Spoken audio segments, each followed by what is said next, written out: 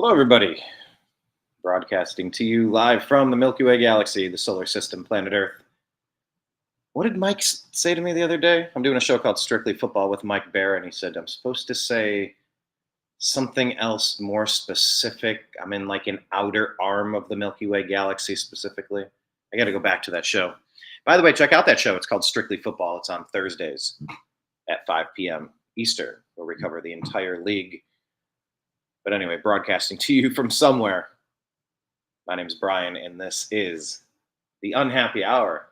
Except, kind of happy about this one. The Cleveland Browns eked out a very tough win, very stressful win.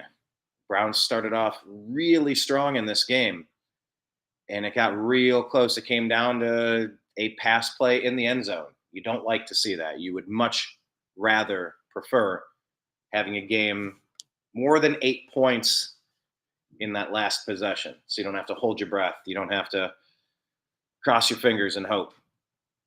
First quarter, Browns came out with a 7-0 lead. Tacked on another 3 points in the second quarter. Up 13-3 in the first half. Got really tight. You could feel it when the Browns got into the second half. That was where Jacksonville outscored the Browns 7-3, cut into the lead. And Jacksonville outscored the Browns in the fourth quarter, 3-2. Oh yeah, 3-2.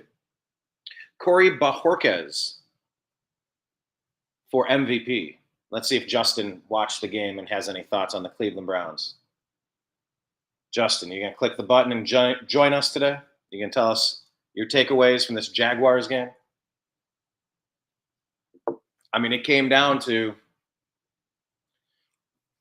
final play. And I think the Browns put 30 or 35 yards of penalties on that last drive, that second to last drive of the Browns. They had penalty after penalty after penalty. They should have kicked the field goal. But just sloppy play put us in a spot where, we allowed Jacksonville the chance to jump back in. Not a big fan of that. But it was a gutsy performance. I mean, the team fought. And I didn't see any fight last week. I saw no fight last week. I didn't see any engagement from Deshaun Watson. Obviously, he buried a friend and his father, and he got sued. Actually, I think that came out a day or two after the game. But it just didn't look like Watson was a participant, a full participant in the game. Different this time, 22-34.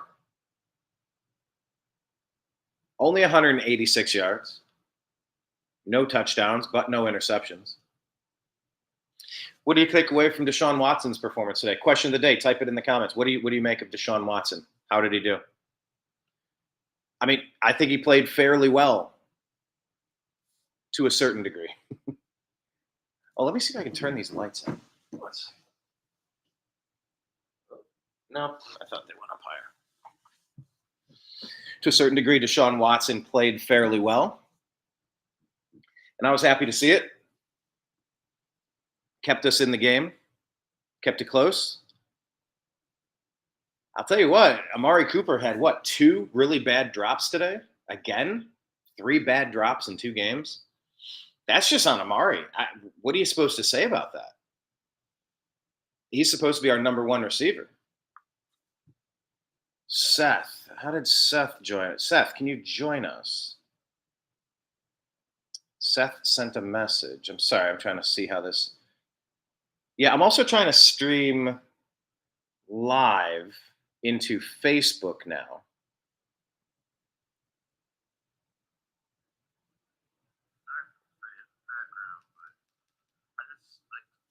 Here we go. Right, live stream.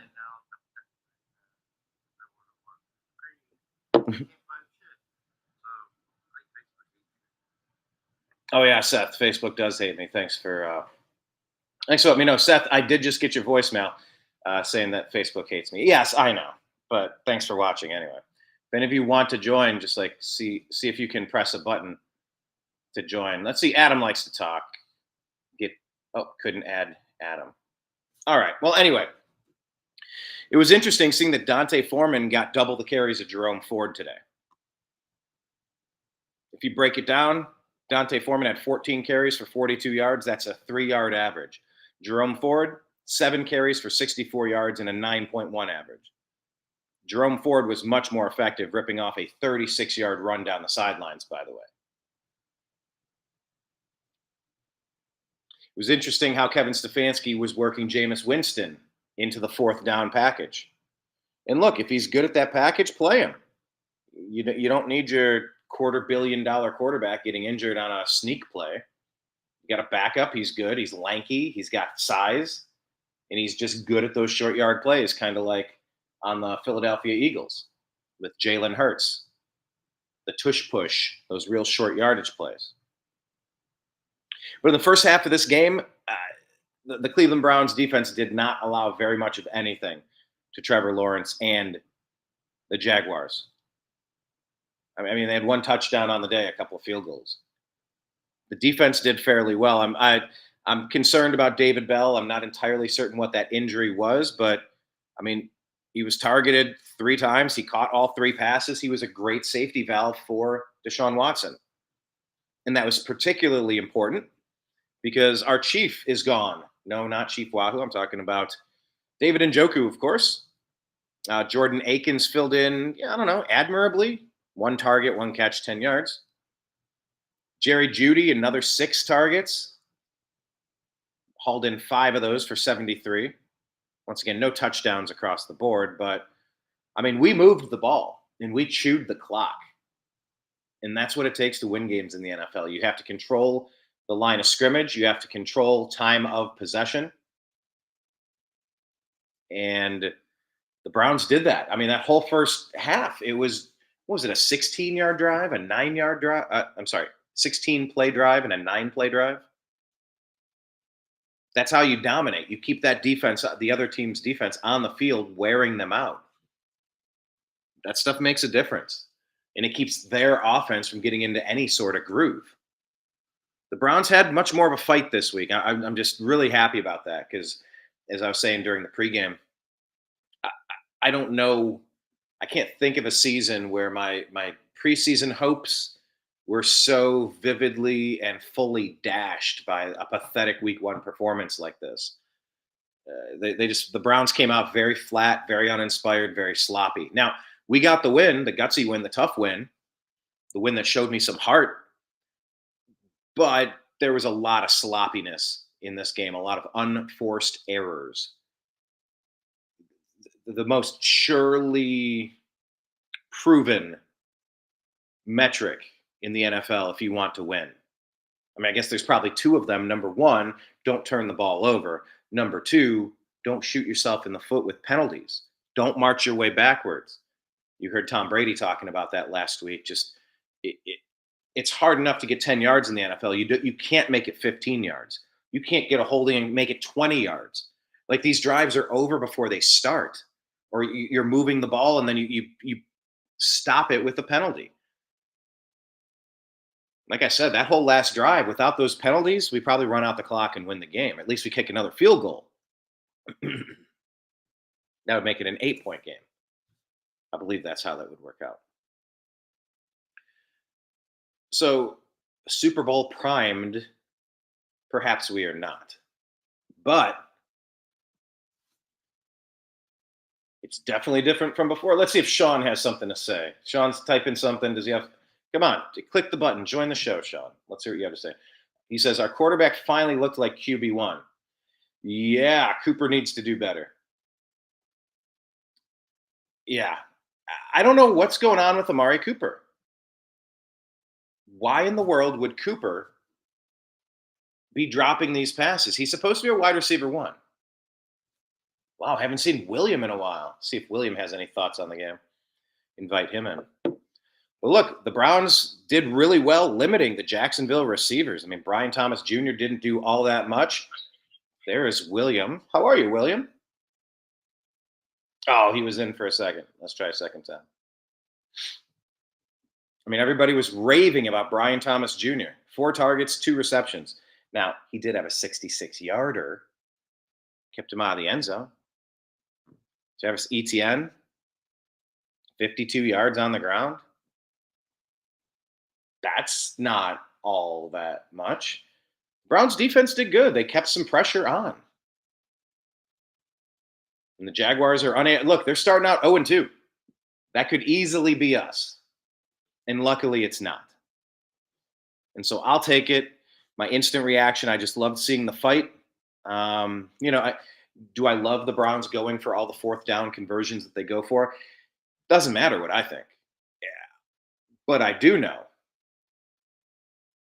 that Kevin Stefanski is always going to go for it on fourth down. Maybe not always, but pretty much always. And I like the Jameis Winston package. I think it's smart. I think it's important that we have that in the repertoire. Earl is saying that there are too many penalties and the lack of discipline is concerning. Yeah. How much of that can be attributed to a strange preseason now where people don't even play? Did Deshaun Watson take a single preseason practice? I mean, he looked so bad last week. It's like he forgot the game of football. Much better this week. Much better this game. It definitely had several nice plays. Had way better pocket awareness. Was pushing the ball downfield a bit. And yeah, there's some design screens to, either backs or Elijah Moore or maybe Akins. Like I get that. I understand that. But he was taking some shots. And look, how many drops? I don't know if there's an easy, quick way to find out how many drops there were in the game. I counted 2 from Cooper, 1 from Judy, maybe 2 from Judy, maybe 1 from Moore, maybe another from, it wasn't Bell. Maybe it was not Strong. Tillman? Maybe it was Tillman I was thinking of. But there were a lot of missed opportunities with no fault from Deshaun Watson. I'll call a spade a spade. If he plays like trash, I'll say he played like trash. If he made some good plays, I'll say he made some good plays. I'm not going to sugarcoat my analysis in any way based on whether or not I like a player. By the way, this is the time that I'm supposed to mention that Baker Mayfield defeated the Lions. I know it's not one on a team, but Baker Mayfield and the Buccaneers defeated the Lions. That was a matchup of the game in the playoffs last year that sent the Lions to the NFC Championship game. Baker had a rushing touchdown and a throwing touchdown, and he got the job done on the road against the Lions. That's a tough win. Good for him. I'm going to root for that guy forever. But back to our team. Look, this puts us at 1-1, and now we have a chance again. Seth is saying Cooper dropped a few passes, obviously. I just don't get why they're hitting them right in the hands. These passes are getting right there. Ugly win, but a win's a win. It sure is. Let's see if Brian has a take on today's game. Brian Odie. But look, it puts us right back in the thick of things. Starting 0-2, I don't know how I would feel if I were the Baltimore Ravens right now. Ravens just lost another close one. Lost to the Raiders. I guess anything can happen on any given Sunday. That's a team right there that could be 2-0. To be fair, to be honest, if I'm just going to objectively critique it. But look, that puts the Bengals. Bengals are 0-1, and they're right now playing the Kansas City Chiefs. Chiefs just take it into the red zone here, looks like. Pittsburgh Steelers, they're 1-0. I don't know how the Steelers are 1-0, but they are. But this will put us right in the mix again at 1-1. We're ahead of the Ravens. Worst we can be is tied with the Bengals, and the worst we can be is a game back of the Steelers. Best we can do is we could be tied for the division lead after 2 games. And given how poorly we looked on both offense and defense, that's a big round of applause to Kevin Stefanski and Jim Schwartz and the entire Browns coaching staff. Without a doubt. Kudos to you. Man, oh man, did we need it. Geez, Adam, haven't seen Adam in a while. Let's see if Adam wants to jump in and tell us what he thought about the Browns game. Seth Porini is saying, Brian, is this the point? Hold on. Seth, why are you working politics into this? Let's see if your point makes sense. I haven't fully read the thought. Brian, is this the point? Hold on, I'm gonna read this quietly before I read it aloud. Okay, the gist of the question being, would we be better currently under Baker? I mean, you know, look, here's the other thing. I'll tell you this much: the fact that we got the win, I'll let some of the Baker stuff go for now. You know, I hope the Browns meet the Buccaneers in the Super Bowl for the next 2 years in a row, and I hope Baker wins one, and I hope the Browns win one. I want to see both franchises get a championship. I want Baker to get one, and I want the Browns. But yeah, look, there's a specter hanging over Deshaun Watson, something that was kind of well known at the time of Deshaun's, I guess you can't say free agency, but the trade period, because he sat out for he was held out for like half a season, a full season down in Houston. They had a falling out, they had their divorce, and it was pretty ugly. So I don't think he was a free agent, but he was being shopped as as trade bait. But these are problems that have been years in the making. I guess there's 3 other suits that are still messing around, but they can't result in any further penalties by the NFL as part of their agreement, arrangement, their settlement, their situation. The NFL Players Association and the league office trying to determine the players' professional code of conduct violation penalties. But then I guess this other one, well, this latest accusation is different, and I guess there's rumored to be video. Now, here's the thing. You got to be careful. I don't like the trade. You know that. I don't. I'm not particularly impressed with Watson's game or him as a person. And yeah, I am Team Baker, so I really disliked that on top of everything else. But a man is innocent unless proven guilty. We've seen it with Trevor Bauer. It's easy to want to pile on Deshaun Watson. It starts to feel like, well, where there's smoke, there's got to be fire, right? Nobody could have 100 indictments against them unless they're clearly guilty. So yeah, they're guilty. I don't like them. Like, well, no.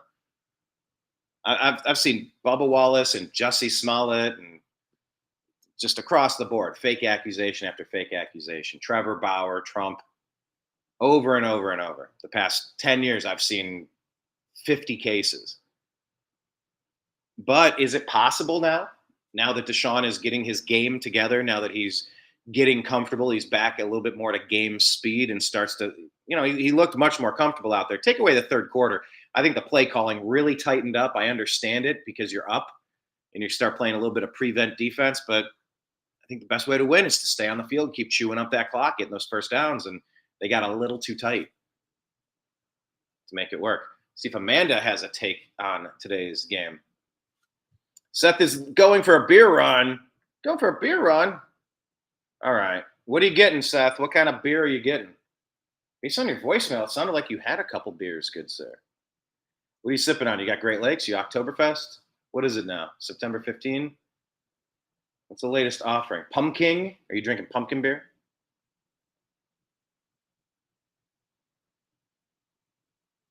All right, what else? Trying to get these comments. It keeps jumping. All right. Oh, yeah. Timothy, who was that? Seth was saying that they called Baker they need an adult in the room when they go get Watson. It's like, oh, because even now that he's going to get some rhythm, is he going to get suspended? Are we going to get the Jameis Winston era by default? We might.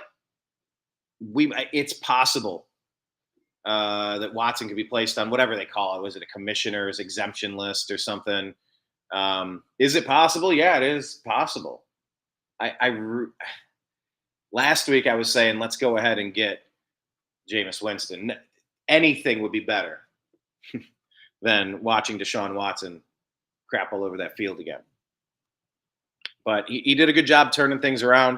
And that's a good thing because the Browns have Mike Vrabel sitting in the house as an executive consultant.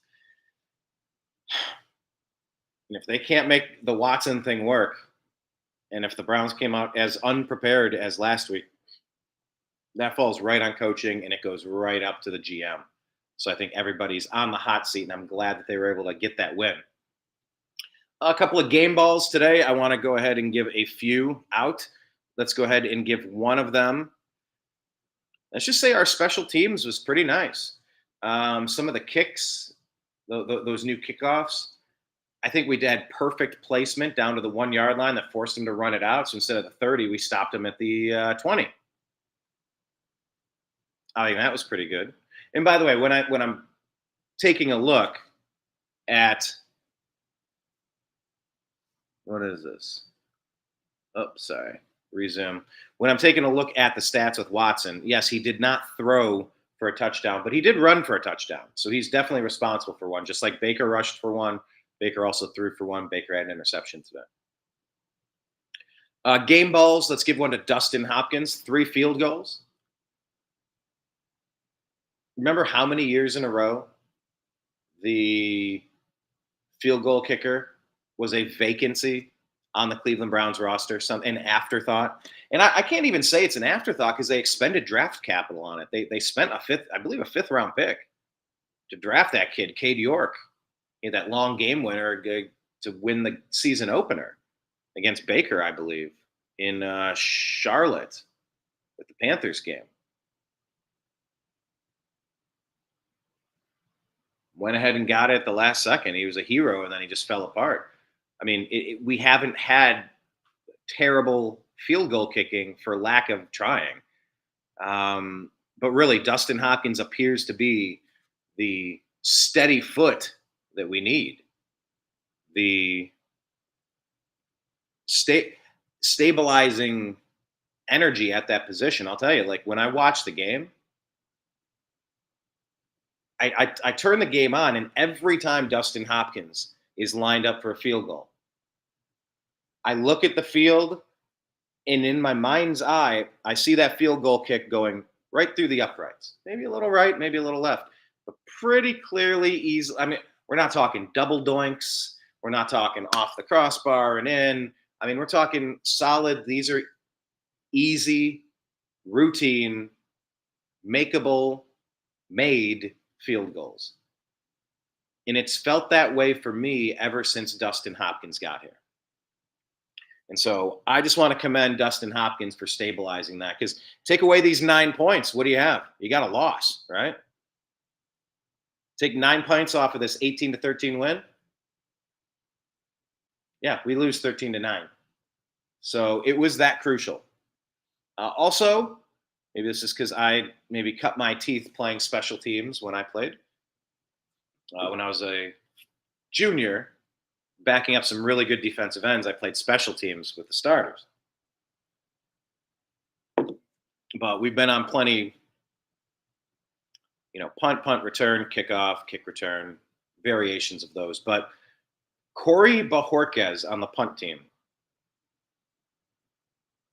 I would do punt return because I was already on the field for defense. But Corey Bajorquez, that punt late in the game, dropping down, hitting at the 1, and going perfectly perpendicular, perfectly sidelined, perfectly out of bounds at the 1 yard line.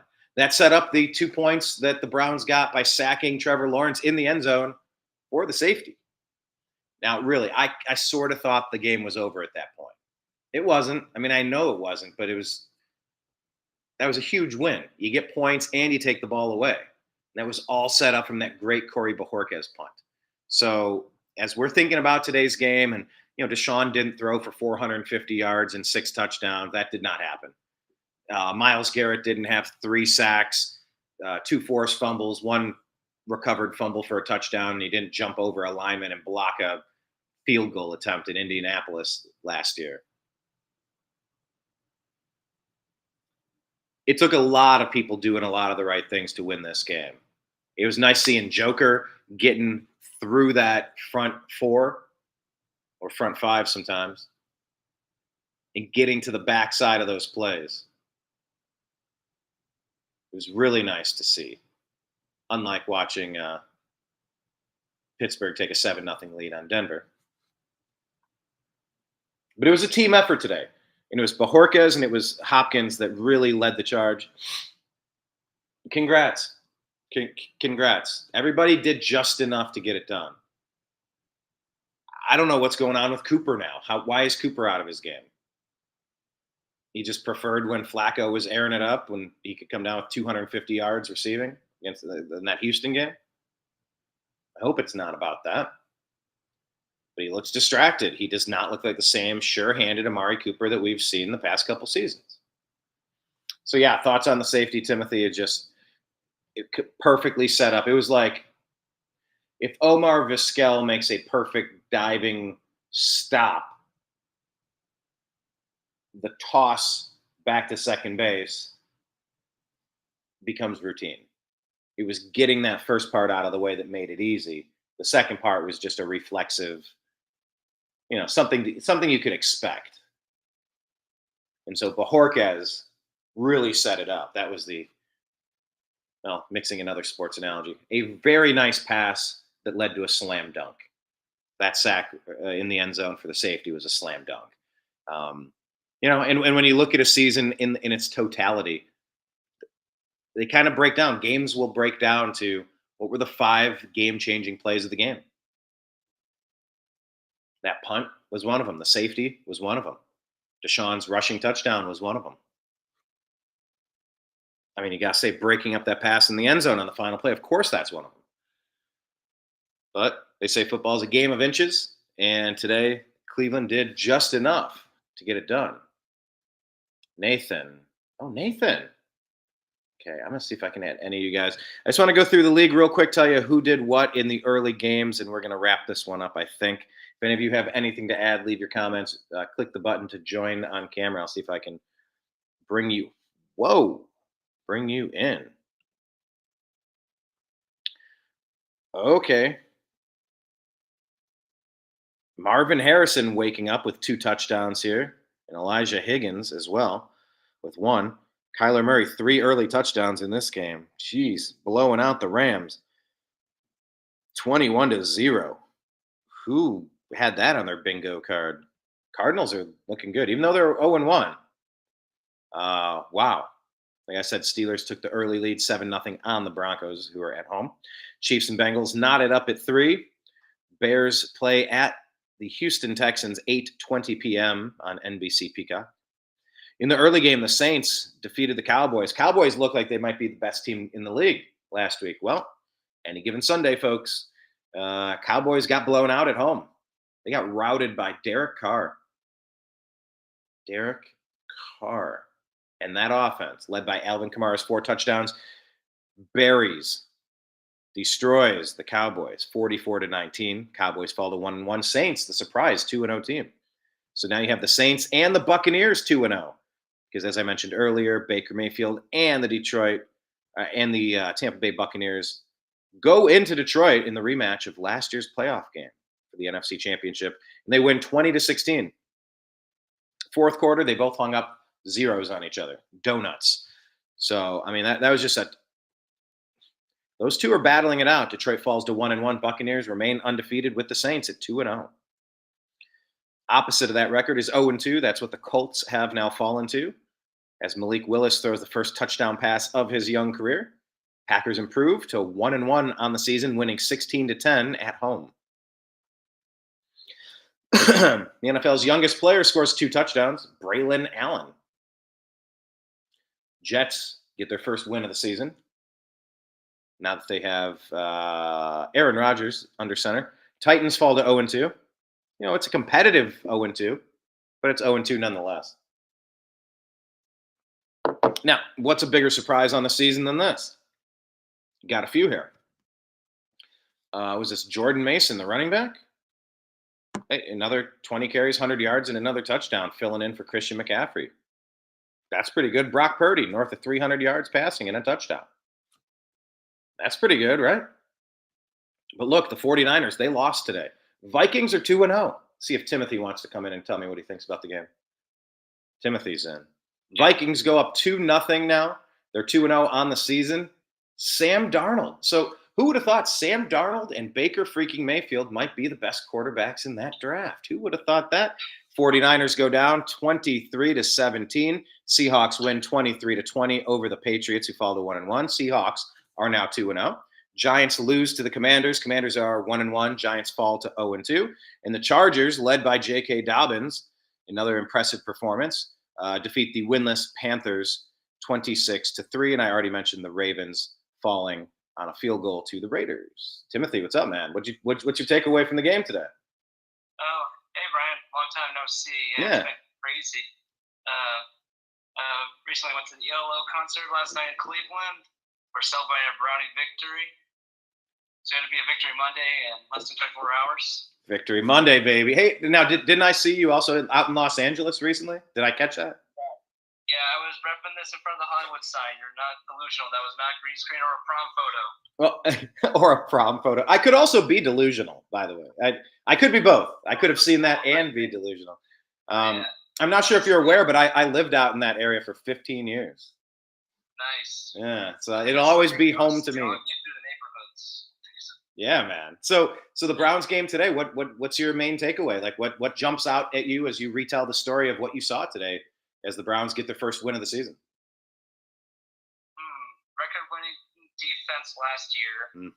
Sure, Cowboys rough start, but all in all, I would have to say that we brought it back to some degree this game. I would say the defense kept us in the game, just full stop. And even though the offense wasn't great, it was just enough. Unlike the Cowboys, where they were just tiring quickly, we couldn't get down anything. End of story. Watson looked like he was a dumpster fire full of dog turds. I'm just saying, I'm sorry, Watson fans, Watson Warriors, I'm calling you. You call us Baker Bros, we're calling you Watson Warriors. How about that? I know, I've been doing that for years. Yeah, a dumpster fire full of baby diapers.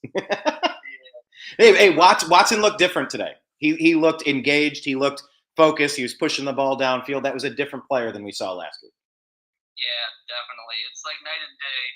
But as far as the allegations go, I would be honest. I'm not going to lose sleep if he gets booked or gets another suspension. Yeah, I'm sorry, people who are Browns fans. I know you guys have those.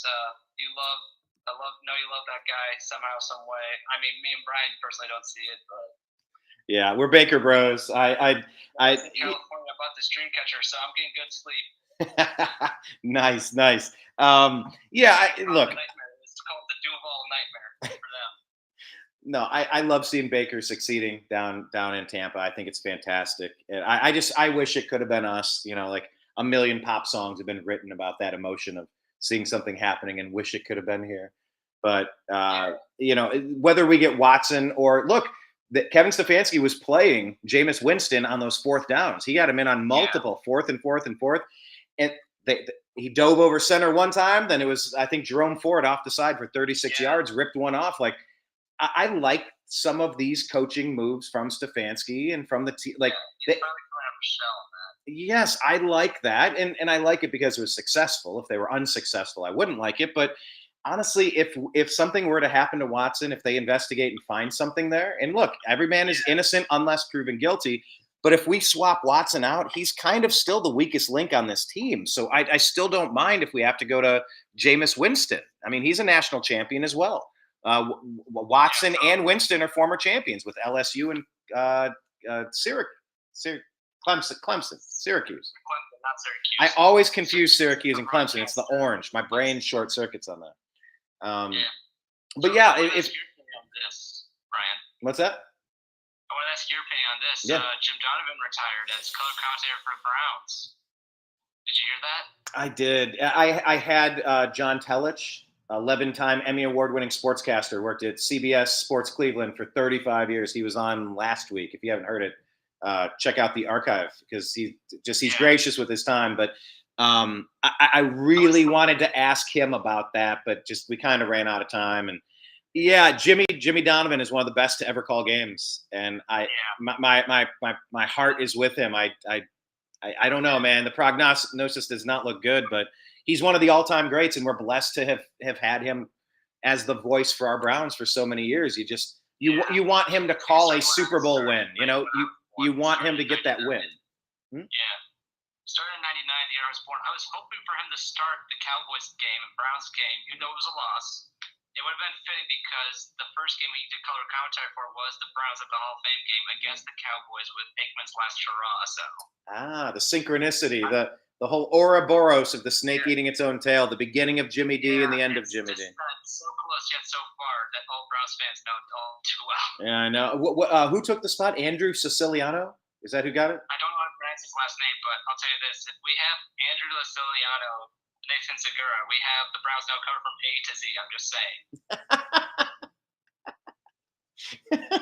So yeah, I think from A to Z. I'll give you that. That's fairly clever. I will take that. What do you think the Browns' chances are of? I think he sucked the job because he did do that great job against the Cowboys game with all that. Like he was like the big voice of the Browns when Jimmy was out there at that time because of his cancer. Anyway, continue, Brian. Oh no. I mean, it's all part of the story. It's just I mean, we're so blessed. We've had Joe Tate and Jim Donovan, and we've had Tom Hamilton. I mean, the legendary voices calling Cleveland sports. I mean, we're so blessed.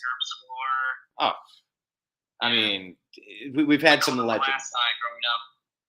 Absolute legends. Well, looking forward with the Browns, look, a couple games coming up. The Giants next week. I don't want to get too far ahead, but our upcoming schedule is Giants, Raiders, Commanders, Eagles, Bengals, Ravens, Chargers. So I guess let's just focus on Giants. That's an 0-2 team. That's a 1:00 game on Fox next week. That's a game that can be won. Just came back and defeated Art Modell's creation, i.e. the Ravens. So they just came back to win that. The Browns game here just ended, and we saw the tailcoats of that field goal that made the Raiders win against Art Modell's monster. So that's pretty cool. Yeah. I don't know if the Raiders are all that good per se, but anybody who beats the Ratbirds is a winner in my book. Exactly. I would say chocolates and flowers right away. Yeah, they say, what are your two favorite teams? The Cleveland Browns and whoever's playing the Ratbirds. Those are my two favorite teams. Yeah. For me, it's always playing against the Broncos, but then against the Steelers as well. So I know. They're not rooting for. Who is the Browns' biggest rival? Would it be Schittsburg? Would it be the Ratbirds? Would it be the Broncos? Would it be like our nemesis? We have the trade with Houston Texans, and they knocked us out of the playoffs. Like there's all these sub-storylines, these subplots and storylines. I like that part of this. I think historically it's always been the Browns and Pittsburgh, but like currently it's always been like the Ravens and the Browns, even though the Ravens won't admit that they're our stolen team. Yeah. But for me personally, I'm always a hater for the Broncos series because my parents, we watch reruns of that even down to the drive and the fumble. So I'm not a John Elway fan. I'm not a Broncos fan till I'm dead do I part. And if I see anybody in Elway jersey entering the pearly gates, I'm gonna say, can you rethink this one? The pearly gates. Yeah, I remember we used to make fun of John Elway for being the horse face, but horse face or not, man, he kept beating us when it counted. It was so brutal to get so close so many times and not get your championship. Kristen in the group, she's saying hopefully her Bengals will be a threat. And by the way, the Bengals just took a 10-3 lead on a Eo Sivas. I don't even know who that guy is, but it was a nice toe tap and touchdown there to put the Bengals up on top after an interception return. Gives them great field position there. But yeah, I mean, look, it feels 1-1 feels completely different than 0-2, doesn't it? We were prepared to be 0-2. We were prepared to be winless right now, right? This is a pleasant surprise. Like, okay, right? Like it's a bit of a bonus right now. I feel so much better, but like you said, I think we have championship caliber players on defense and our special teams. Any thoughts on Dustin Hopkins kicking the field goals and Corey Bajorquez? I think our special teams, unsung superstars, they both deserve game balls for this one. Maybe we lose without one of them or both of them. I mean, they were huge today. Definitely. Mike Prefer not biased there, but special teams really did come in clutch. Yeah. And I'm telling you, It was really great, and especially that safety. I asked you about your opinion on that safety. I really predicted, like when I was watching the game, I really told my family, we were watching it on the tube downstairs. I really said, man, I could go for a safety right now. And it happened. I'm like, I called it. I likened it to like, a great play at shortstop or something, or at second base, and you dive and you get, that's 80% of the deal. Flipping it over to get the out is the easy part. Or a great pass to a slam dunk on an alley oop. The pass is 80% of it, and I just consider that perfect punt. I don't know that you'll ever see a more perfect punt in the NFL than Bajorquez hitting at the half-yard line, going directly parallel. It was the perfect punt, and that I knew right there that a safety was probably coming, and like everybody pinned their ears back and just went for it. Yeah, that punt and safety was referee karma. Me and my brother watched the footage of those things just before I came up here. There was literally, those were just BS calls. I know people will say, "Oh, the Browns always complain." It's like when it's actually BS like that, there's guys. For the longest time, we didn't get karma. Now we finally swung the pendulum into the ref's face, and I'm glad for that. Now, are you specifically? Just like, geez, it's second week. It's not midweeks yet. Like, geez. You're specifically referencing like? You don't call them on them. Geez, Garrett was still being hogtied. He was like a greased pig, and they were trying to choke him to death with a blanket. I love your analogies, like a greased pig being choked to death by a blanket. Now, the penalties, you're specifically talking about the Browns offense going backward 30 yards and prolonging this game, letting it come down to the final play. Like when we were in field goal range, we were ready to close it out and get one more first down and wrap it up, and we just moved the wrong direction 35 yards. Yeah. Hey, I was going to shoot something else, but since I'm right here, I collect trading cards. If you don't know who I am, my name is Timothy. I collect 80s, 1985 to 1991 Cleveland Browns memorabilia, and I just picked up my latest score for $3. An Eric Metcalf card, if anybody's interested in not buying it, but I just wanted to show that off. I'm going to try to do some research. This could be a rookie card. But yeah. Are you in our trading card group? Timothy, are you in our trading card group? No, sir, I am not. Shoot me a message real quick so that I can get it when I open up the app again, because I can't do that. If I navigate away from this screen, it'll shut the feed down. I'll send you a message after the show. So yeah, but I think it's called TNAM Trading Cards and Collectibles. TNAM for the New American Media. TNAM Trading Cards and Collectibles. And we have a few of us, like Jeremy, and we probably have like a core of maybe 15 people, but it's all about things that we collect. A lot of it's sports card related. Hey, it's mail day. I sent these out for grading, and I'm getting them back, and they're showing I got a 9.5, I got a 10, stuff like that. So yeah, I love the trading card component to this. I'm actually trying to get rid of 80% of my collection right now. I just want to focus on my favorite stuff and get rid of the bulk. So that's. If you got any dupes of Slaughter, Langhorn, and Brennan, I could take those, but we'll talk about that later. Fair enough. But yeah, we'll get you in that other group, TNAM Trading Cards and Collectibles or something like that. All right, I'll send you a DM after the show, so don't worry about it. All right, perfect. Well, any final thoughts? I'm gonna wrap this part up. Any final thoughts on what you expect from the Browns moving forward? We were so lopsided last week, and the pendulum came back. We got a tough, gutsy win this week. Do you have any idea what this team is now after 2 games, or really it's just you got to prove it to me week in and week out at this point? Honestly, it's still early weeks. I would say for me, early weeks start from week 1 to week 3. Midweek start from 4 to 5. So, and then again, we got extra games, so you'd be like, "Say no, that's so short." I'm just talking out of my butt. But I would just say, honestly, it's still early season, so I see the pockets of a great defense, like the 85 Bears. Like, if Deshaun can stay decent, and then, like I said, Winstead, if he can get his feet wet into the NFL with the Browns, that could be something very special, honestly. But like I said, he's a rookie, so, rookie quarterbacks rarely pick up the mantle and say, "I'm going for it."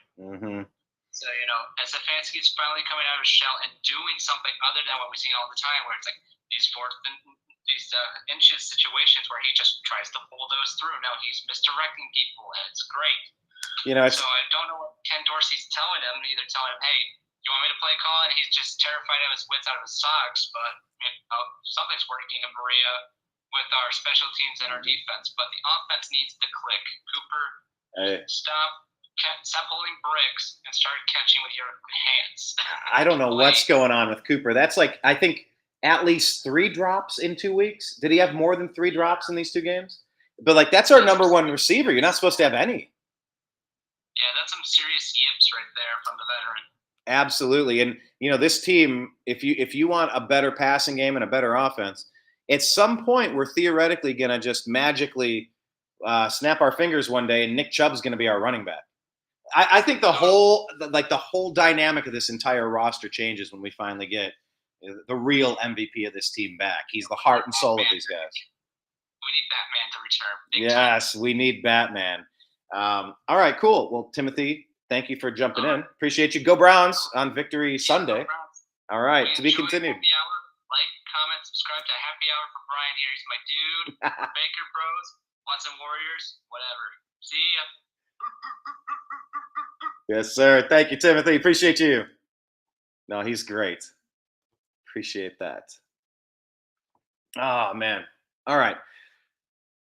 So, yeah, we got the Giants next week, and that is a winnable game. You can't overlook anything, but they do look perhaps like the easiest team to beat in the league. And, of course, the Commanders, Giants, Raiders, Commanders. These are 3 winnable games.